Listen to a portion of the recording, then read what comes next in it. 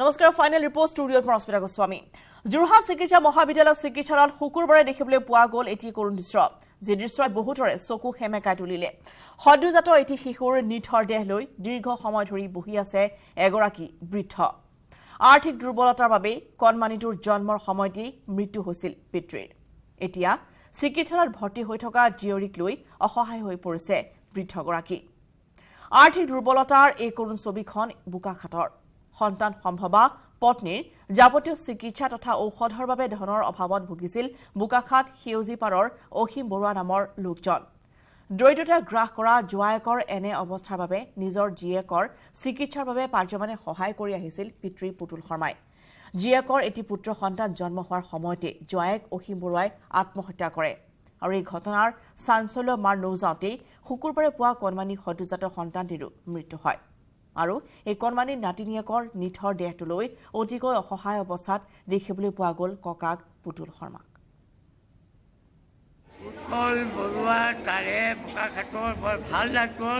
তেখেতে ক'লে যে আপোনাৰ জোৱাইকে কোনো কথা নামানে গতিকে দৰৱ নিকিনে আপুনি যোৰহাট ৰেফাৰ কৰি যোৰহাটে নিয়ক মই এনাললৈকো নিলোঁ এনালতো দৰৱ এটি নিকিনে সি নকৰে মানে এতিয়া আপোনাৰ জোৱাইটো ছুইচাইড কৰিলে বুলি কৈছে ছুইচাইড কৰিলে মানে কি কাৰণে কৰিছে বুলি গম পাইছে নহয় মই কথাটো কৈ যাব কৈছোঁ নহয় ছুইচাইড কৰিলে যিদিনাখন আজি ৰাতিপুৱা 5টা বজাত ছুইচাইড কৰিব ৰাতি 10 বজাত ভাত খাই মই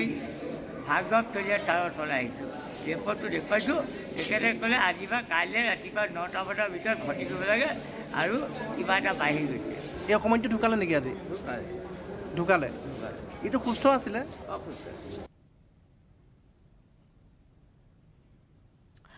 কলা সংস্কৃতি ৰক্ষাৰ নামত অপসংস্কৃতিৰ পোহাৰ চিৰাঙৰ আইৰিভাৰ মাগো দুমাহী ফেষ্টিভেল স্থলীত অপসংস্কৃতি ভোজপুৰী গীতৰ তালে তালে উদ্যাম নৃত্য স্বল্পবসনা যুৱতীৰ ছ'চিয়েল মিডিয়াত এই বিতৰ্কিত ভিডিঅ' ভাইৰেল হোৱাৰ পিছতেই ভিন্ন ধৰণৰ সৃষ্টি হৈছে প্ৰতিক্ৰিয়াৰ বৃহস্পতিবাৰে নিশা প্ৰদৰ্শিত হৈছিল এই উদ্যাম নৃত্য বিতৰ্কিত আৰু বিতৰ্কৰ আৱৰ্তত সোমাই পৰিছিল উদযাপন সমিতি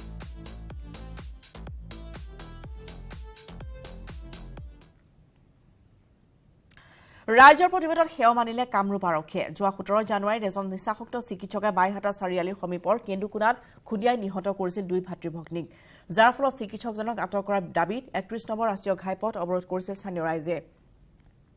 আৰু সেই পথ অৱৰোধৰ সময়তে প্ৰতিবাদকাৰীক দিয়া প্ৰতিশ্ৰুতি মতে অৱশেষত কামৰূপ আৰক্ষীয়ে গ্ৰেপ্তাৰ কৰিলে দুৰ্ঘটনা সংঘটিত কৰি কেন্দুকুনাৰ দুই ভাতৃ ভগ্নীৰ প্ৰাণ নাশ কৰা ঘাতক তথা মাতাল চিকিৎসক নগেন হুজুৰিক বৰ্তমান বাইহাটা আৰক্ষীৰ জিম্মাত ঘাতক চিকিৎসক ডাক্তৰ নগেন হুজুৰিক কামৰূপ আৰক্ষী অধীক্ষক আৰু মহকুমা আৰক্ষী বিষয়াৰ নেতৃত্বত গ্ৰেপ্তাৰ কৰে কমলপুৰ আৰক্ষীয়ে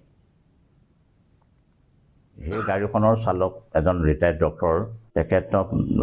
ধৰাত কিছু অলপ পলম হোৱাৰ কাৰণে তাৰ স্থানীয় লোকে কালি ৰোড ব্লকেট কৰিছিলে আৰু ৰোড ব্লকেট কৰি তেওঁলোকে ডিমাণ্ড দিছিলে যে আমি গাড়ীখনৰ চালকজনক মানে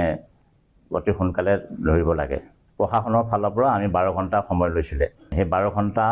অতিক্ৰম নকৰোঁতে 4 ঘণ্টাৰ ভিতৰতে আমাৰ মাননীয় কামৰূপ জিলা আৰক্ষী অধীক্ষক মহোদয়ৰ দ্ৰুত প্ৰচেষ্টাত আমি তেখেতক কৰায়ত্ব কৰিবলৈ সক্ষম হৈছোঁ তেখেতক গুৱাহাটীৰ পৰা কৰায়ত্ব কৰা হৈছে মানাহ ৰাষ্ট্ৰীয় উদ্যানৰ হৰিণ চিকাৰ কৰি আৰক্ষী জালত পৰিছে বিজেপি নেত্ৰীৰ ভাতৃ হৰভোগত আটক হৈছে বিজেপি নেত্ৰীৰ ভাতৃসহ দুই চোৰাং চিকাৰী আটকাধীন বুবুল পাটগিৰি ভৃগু ৰায় আৰু মানস প্ৰতিম দাস শুকুৰবাৰে বন বিভাগৰ এটি দলে এক গোপন সূত্ৰৰ ভিত্তিত হৰিণৰ মাংসসহ আটক কৰে তিনিজনক দ্বিতীয় হৰিণ চিকাৰী তিনিজনক শুকুৰবাৰে বৰপেটা ৰোডৰ চিকিৎসালয়ত মেডিকেল কৰাৰ অন্তত বৰপেটা ৰোডৰ ব্যাঘ্ৰ প্ৰকল্প সঞ্চালকৰ কাৰ্যালয়ত জেৰা কৰা হয় হৰিণ চিকাৰ কৰাৰ অভিযোগ আৰক্ষীৰ জালত পৰিছে হৰভোগৰ মেধা নিচুকা জিলা পৰিষদৰ সদস্য তথা বিজেপি নেত্ৰী নমিতা পাটগিৰিৰ ভাতৃ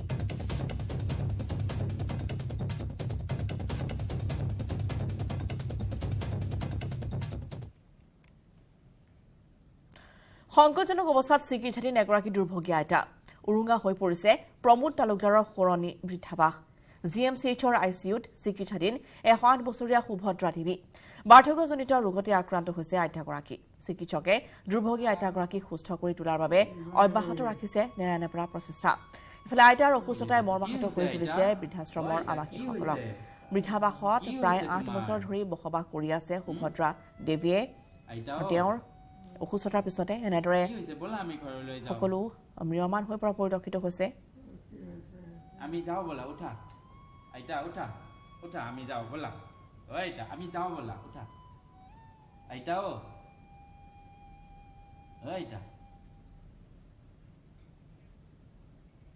অপৰাধমূলক কাৰ্যত জড়িত হৈ কাৰাগাৰত বন্দী জীৱন কটোৱা কয়দীসকলক আত্মসংশোধনৰ প্ৰচেষ্টাৰ লগতে স্বাৱলম্বনৰ পথ দেখুৱাবলৈ আগবাঢ়ি আহিছে নাবাৰ্ড ৰাজ্যখনৰ বিভিন্ন কাৰাগাৰত বন্দী হৈ থকা কয়দীসকলক স্বাৱলম্বী কৰি তোলাৰ উদ্দেশ্যে দক্ষতা বিকাশ আঁচনিৰ অধীনত নাবাৰ্ডে গ্ৰহণ কৰিছে বিশেষ প্ৰশিক্ষণৰ পদক্ষেপ আজি বৰপেটা জিলা কাৰাগাৰৰ কয়দীসকলৰ মাজত চাবোন কাপোৰ ধোৱা পাউডাৰ আৰু ফেনাইল প্ৰস্তুতৰ প্ৰশিক্ষণ প্ৰদান কাৰ্যসূচী শুভাৰম্ভ কৰা হয় জিলা কাৰাগাৰত আয়োজন কৰা দক্ষতা বিকাশ প্ৰশিক্ষণ শিবিৰটো মুকলি কৰে বৰপেটাৰ আৰক্ষী অধীক্ষক অমিতাভ সিনহাই বৰপেটা জিলা কাৰাগাৰত ৰাজ্যখনৰ ভিতৰতেই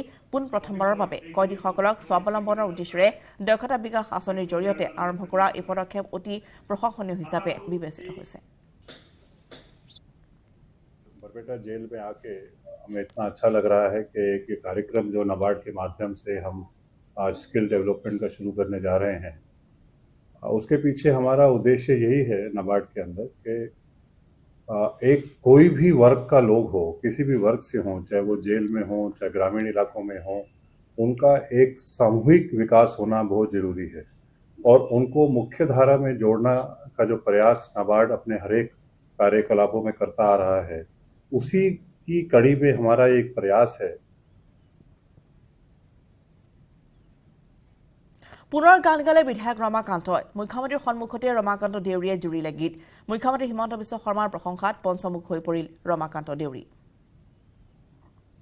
বিধায়ক শ্ৰীযুত ৰমাকান্ত দেউৰীদেৱ তেখেতক এখন জীৱ ভাগৰে আমি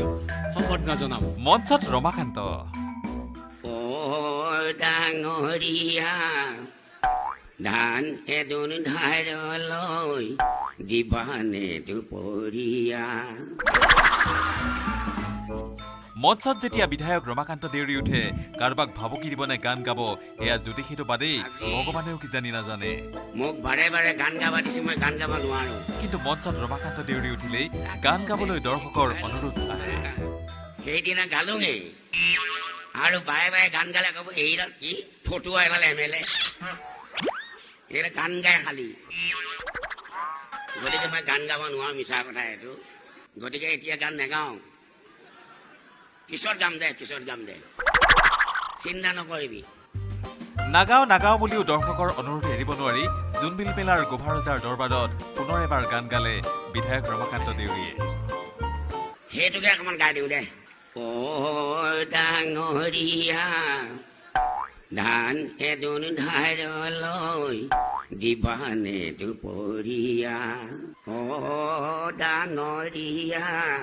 ধান এদোন ধাৰলৈ দিবানে দুপৰীয়া মৰা পালো দিয়া পালো তাকো বেছি খালো ভাত ও ডাঙৰীয়া ধান এদোন ধাৰলৈ দিবানে দুপৰীয়া হ'ব ৰমাকান্তৰ গান সন্মুখৰ পৰা শুনাৰ আকৌ এবাৰ সৌভাগ্য ঘটিল মুখ্যমন্ত্ৰীয়ে গানটো গাই উঠি গানৰ ব্যাখ্যাও কৰিলে ৰমাকান্তই চতুৰ বিধায়ক ৰমাকান্ত দেউৰীয়ে বুজাই দিলে এই গানৰ টাৰ্গেট মুখ্যমন্ত্ৰী ডাঙৰীয়া কোন জানো আমাৰ অসমৰ মুখ্যমন্ত্ৰী তেখেতৰ ওচৰত মই ভিক্ষা মাগিছো অ ডাঙৰীয়া ধান এদিন ধাৰলৈ দিবানে দুপৰীয়া এতিয়া দুপৰীয়া ধান এদিন ধাৰলৈ দিবানে দুপৰীয়া তাৰমানে কি আমাৰ যিমানবিলাক অভাৱ আছে আপুনি আমাক দিব লাগিব ৰখাল কথাৰে সংস্কৃতিৰ ব্যাখ্যাও দিলে বিধায়ক ৰমাকান্তই এই তহঁতে যে চাকৰি বুজাইছ তহঁতে দোন দেখিছ নাই আজিকালি নাজানে আগতে আমাৰ ঘৰত আমি দেউতা মাৰ লগত কাম কৰিব যোৱা মানুহক এদোন দিওঁ এজন মানুহ কাম কৰিব এদোন ধান দিম সেইবিলাক নাইকিয়া হ'ল হয় না নহয় কথাৰ চলেৰে ৰমাকান্তই ক'লে সাজপানীৰ যোগাৰো কৰা আছিল মুখ্যমন্ত্ৰী যোৱাৰ পিছতহে খাব কেঁচা মদ খাব লাগিছিলে দান দানে বাকী দিওঁ সেইবিলাক ঐতিহ্য নাইকিয়া হৈছে আজি আমি আমাক সংস্কৃতি আমাৰ আজি মুখ্যমন্ত্ৰীক আমি আমাৰ যিটো দান এই দানত আমি তেখেতক দৌলত মদ মাৰি খাব লাগিছিলে সাজ খাব লাগিছিলে তথাপি আমি তেখেত যোৱাৰ পিছত আমি তিৱা স্বাৰ্থ সাহিত্য পৰিষদৰ নেতৃত্বত এইটো ঘৰতে আমি অলপ ব্যৱস্থা কৰিছোঁ আৰু আমি অলপ খাম মই খাম বুলি ভাবিছিলোঁ আকৌ CMে ক'লে মাতটো ভাঙা আপুনি খাব নালাগে পিছত খাব পিছে মুখ্যমন্ত্ৰীয়ে ক'লে সাজপানী কিয় দেখাই শুনাই খাব নোৱাৰি হুইস্কি ৰামৰ দৰে ৰাজহুৱাকৈ সাজপানীও খাব পাৰিব বুলি এতিয়াৰে পৰা মুখ্যমন্ত্ৰীয়ে হেনো দিলে অনুমতি এটা ৰমাদাই কৈছে যে সাজটো খাম আমি কাৰ্যালয়ৰ ভিতৰত খাম যদি মানুহে হুইস্কি ৰাম ডাইৰেক্টলি বজাৰত কিনি খাব পাৰে তিৱাসকলে সাজটো দেখা দেখিকৈ খাব পাৰে ইয়াতে কি বাধা আছে আমাৰ য'ত যিমান মেলা হয় য'ত বিহু হয় জনজাতীয় লোকৰ উৎসৱ হয় তাতে আজিয়ে মই ডাইৰেক্ট অনুমতি দি দিছোঁ সাজ ৰহি এইবিলাক সদায় ৰাখিব লাগে বেছি খাব নালাগে লিভাৰ বেয়া হ'ব অকণমান দেউতা পুৰুষৰ বস্তু সকলোৱে অকণমান খাব লাগে ইফালে মুখ্যমন্ত্ৰীক সন্মুখত পাই প্ৰশংসাত গুণ গাই ততেই নোহোৱা হ'ল বিধায়ক ৰমাকান্তৰ এইজনৰ কিন্তু ঠিক আছে দেই মানুহ এইজন কিন্তু ঠিক আছে কথা যেনেকুৱা কামো তেনেকুৱা এইজন আমি জনপ্ৰিয় মুখ্যমন্ত্ৰী পাইছোঁ এতিয়া ভাৰতবৰ্ষত আদৰ নৰেন্দ্ৰ অসমত আনন্দ হিমন্ত শুকুৰবাৰে জোনবিল মেলাত পাহাৰৰ পৰা মামা মামী জিৰৰে নামি আহিল দিছপুৰৰ পৰাও জোনবিল গৈ পালেগৈ সকলোৰে পৰিচিত জনপ্ৰিয় মামা পাহাৰৰ মামা মামীক এৰি দিছপুৰীয়া মামাক কাষত পাই এগৰাকী ছাত্ৰই শুনালে কবিতা বলেন ভট্টাচাৰ্যৰ report news 18 Assam north east ধান এদন ধাৰলৈ দিবানে দুপৰি খবৰ আৰু আছে ফাইনেল ৰিপৰ্টৰ লৈছোঁ এটি বিৰতি সাধাৰণ ষ্টীল এনেকৈ পৰে মাইথন ষ্টীল এনেকৈ পৰে ধমকৈ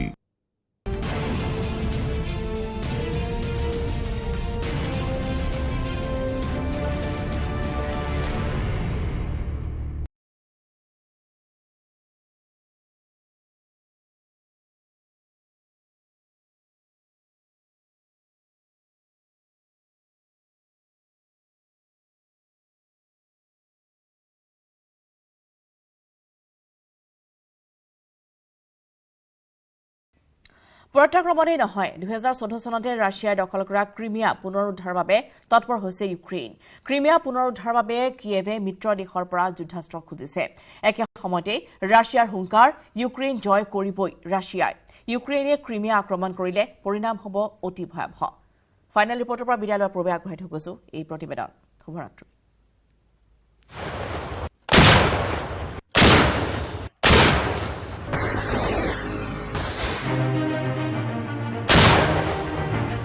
আমি ইউক্ৰেইন জয় কৰিমেই ৰাছিয়াৰ ইউক্ৰেইন আক্ৰমণৰ এবছৰ হ'ব এসপ্তাহৰ ভিতৰতে ইউক্ৰেইন দখলৰ হুংকাৰ দিয়া ৰুছ সেনা এতিয়া কেৱল দানবাছতে সীমাবদ্ধ কিন্তু এতিয়াও পাছ থকা নাই ৰুছ ৰাষ্ট্ৰপতি ভ্লাদিমিৰ পুটিনে পুনৰবাৰ কৰে আমেৰিকা ইউৰোপীয় ৰাষ্ট্ৰই ইউক্ৰেইনক যিমানেই অস্ত্ৰ শস্ত্ৰৰে সহায় নকৰক কিয় ৰাছিয়াই এই যুদ্ধত জয়লাভ কৰিবই একে সময়তে পুনৰবাৰ উচ্চাৰিত হৈছে পাৰমাণৱিক যুদ্ধৰ প্ৰসংগ ৰাছিয়াৰ প্ৰাক্তন ৰাষ্ট্ৰপতি ডিমিট্ৰি মেদভেডেভৰ হুমকি এই যুদ্ধত পৰাস্ত হ'লে ৰাছিয়াই চলাব পাৰমাণৱিক আক্ৰমণ শেহতীয়া সাধাৰণ ষ্টীল